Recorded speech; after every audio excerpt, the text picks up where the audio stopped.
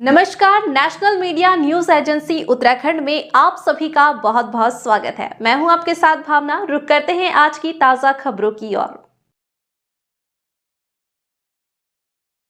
भाकपा माले के 56वें स्थापना दिवस और कॉमरेड लेनिन के जन्म की 155वीं सालगिरह प्रदेश कार्यालय में मनाई गई। कार्यक्रम की शुरुआत अपने सभी महान शहीदों और स्मृति शेष नेताओं को श्रद्धांजलि और लाल सलाम के साथ हुई। साम्राज्यवाद की पराजय और समाजवाद की स्थापना के कॉमरेड लेनिन के निर्णायक आह्वान को लेकर साम्राज्यवाद की पराजय और समाजवाद की स्थापना के कॉमरेड लेनिन के निर्णायक आह्वान को पूरा करने का संकल्प लिया गया।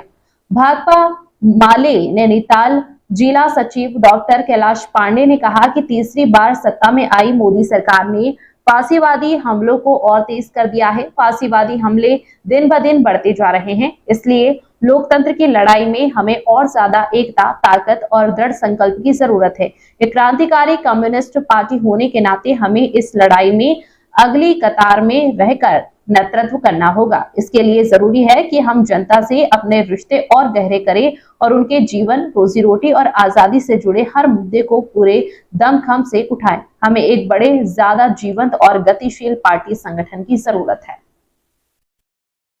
क्रांति के लीडर लेनिन के 155वां जन्म दिवस भी है और हम लोग आज के दिन में जिस तरह का फांसीवादी हमला है इस देश में, जिस तरह से तमाम कानून बनाए जा रहे हैं, तमाम इस तरह के नियम लाए जा रहे हैं जिसमें अल्पसंख्यकों पे, महिलाओं पे, दलितों पे लगातार हमले बढ़ रहे हैं और आप समझिए कि राज्य समर्थित एक प्रकार से गुंडा गिरोह जिस तरह से बिल्कुल बेलगाम तरीके से काम कर रहे हैं, तो इसके खिलाफ कैसे हम इस देश के भीतर जो आजादी के बाद संविधान बना, एक हम लोकतांत्रिक देश में हैं, कैसे संविधान और लोकतंत्र को मजबूत करें और हम इस देश के भीतर इस लड़ाई को लड़ते हुए जो भाजपा आरएसएस के जो फासिस्ट मंसूबे हैं इनको कैसे ध्वस्त करें, इसका हम लोग यहाँ आज संकल्प ले रहे हैं।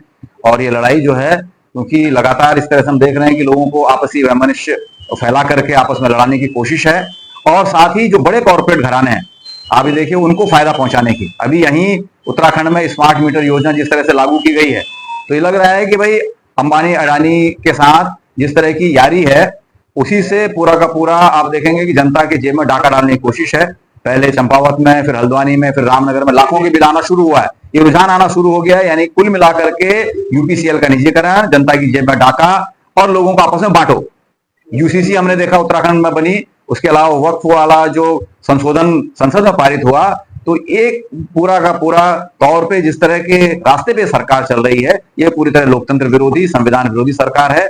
इसके जाने तक जो संघर्ष है हम लोगों का जारी रहेगा। इसी का संकल्प हम लोग आज के दिन में स्थापना दिवस पे ले रहे हैं। हमारा स्थापना दिवस है और यहाँ हम देखें अगर, तो यहाँ का जो सवाल है, जहाँ पे हमारा ये ऑफिस है, ये बिंदु खत्ता है। बिंदु खत्ता के राजस्व गांव का सवाल जो है, लंबे समय से ये राजस्व गांव का सवाल सरकारों ने आंख मिचौली इसमें खेलने का काम किया है। भाजपा की सरकार है, केंद्र में भाजपा की सरकार है, यहाँ भाजपा की सरकार है, विधायक भाजपा के हैं, सांसद भाजपा के हैं, लेकिन हम देख रहे हैं कि तमाम तरह के उछल कूद के बाद भी राजस्व गांव नहीं बन रहा है। हम पूछना चाहते हैं, कई बार इस तरह की घोषणाएं हो रही, विधायक जी कह रहे हैं सारी प्रक्रिया पूरी हो गई, केवल घोषणा करना बाकी है। हम कह रहे हैं अगर केवल घोषणा करना बाकी है तो आप घोषणा क्यों नहीं कर रहे हैं? आपको कौन रोक रहा है? आपकी सरकार है, आपकी राजनीतिक इच्छा शक्ति नहीं है। फिर हम लोग यहाँ जनसंघर्ष आयोजित करेंगे।